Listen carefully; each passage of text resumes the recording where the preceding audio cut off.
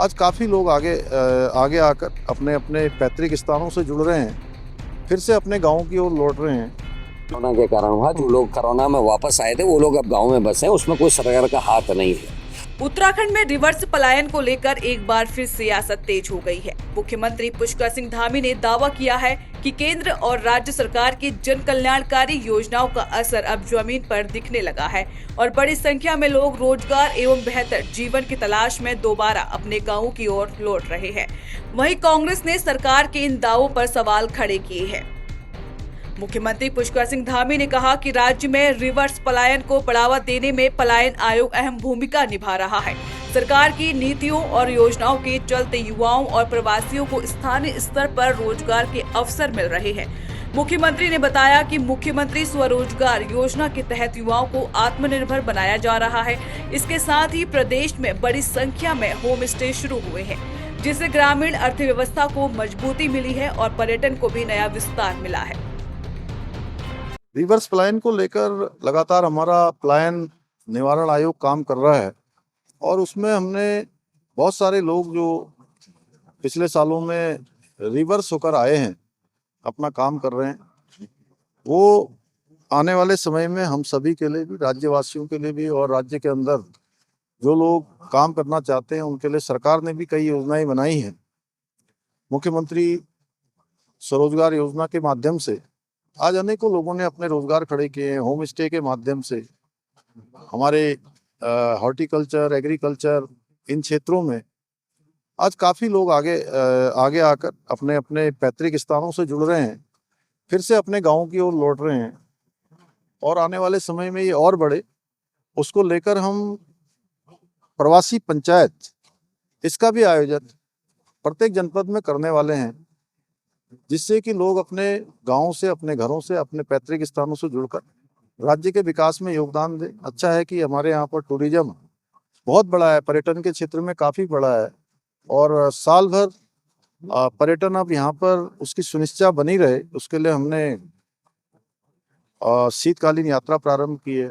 आदरणीय प्रधानमंत्री जी ने अभी 30 नवंबर को मन की बात के अपने कार्यक्रम में भी हमारे राज्य की शीतकालीन यात्रा का विस्तार से सभी देश और दुनिया के सामने रखा है।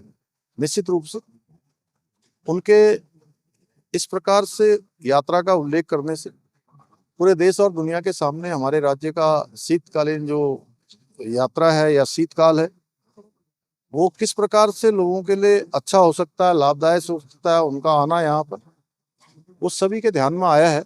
उसको हम और बेहतर बनाने के लिए काम कर रहे हैं और इस क्षेत्र में जो लोग वापस लौट कर आ रहे हैं, रिवर्स पलायन कर रहे हैं, उनके लिए भी बहुत सारे अवसर पैदा कर रहा है। सबसे डेमोग्राफी। मुख्यमंत्री ने यह भी बताया कि प्रदेश में साल भर पर्यटन गतिविधियां बनी रहे, इसके लिए शीतकालीन यात्रा की शुरुआत की गई है। इस पहल को प्रधानमंत्री नरेंद्र मोदी ने भी मन की बात कार्यक्रम में सराहा है।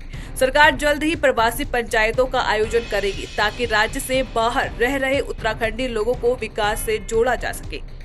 वहीं कांग्रेस ने सरकार के रिवर्स पलायन के दावों को खारिज किया है। कांग्रेस नेता करण महारा ने कहा कि जो भी रिवर्स पलायन हुआ है वह सरकार की नीतियों का नहीं बल्कि कोरोना काल की मजबूरी का नतीजा है। कोरोना के कारण हुआ। जो लोग कोरोना में वापस आए थे वो लोग अब गांव में बसे हैं, उसमें कोई सरकार का हाथ नहीं है।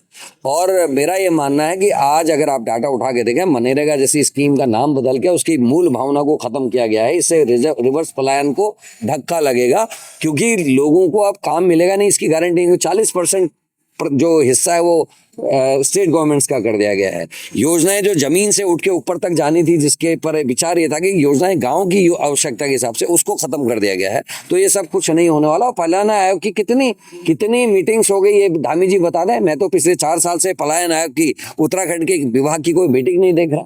दूसरा, मेरा ये मानना है कि आप मनरेगा जैसी स्कीम में, जिसमें केंद्र सरकार का 90% आता था, उसमें केवल 44 दिन का रोजगार दे पाए हैं एवरेज उत्तराखंड में। आप 100 दिन का पूरा रोजगार भी नहीं दे पाए हैं, तो आप किस रिवर्स पलायन की बात कर रहे हैं? अस्पतालों में आपके गांव के डॉक्टर नहीं है, गांव के स्कूलों में टीचर नहीं है, रोजगार के साधन नहीं है, कुटीर उद्योग आप खोल नहीं पाए हैं। आखिर किस किस आधार पर आप रिवर्स पलायन की बात करें? खाली गाल बजाने से या बातें कह देने से नहीं होता, उसके लिए काम करना पड़ता है। कांग्रेस का आरोप है कि ग्रामीण क्षेत्रों में आज भी रोजगार और बुनियादी सुविधाओं की कमी बनी हुई है, जिससे पलायन की समस्या जस की तस है। एक और सरकार रिवर्स पलायन को अपनी नीतियों की सफलता बता रही है, तो वहीं विपक्ष इसे जमीनी हकीकत से दूर करार दे रही है।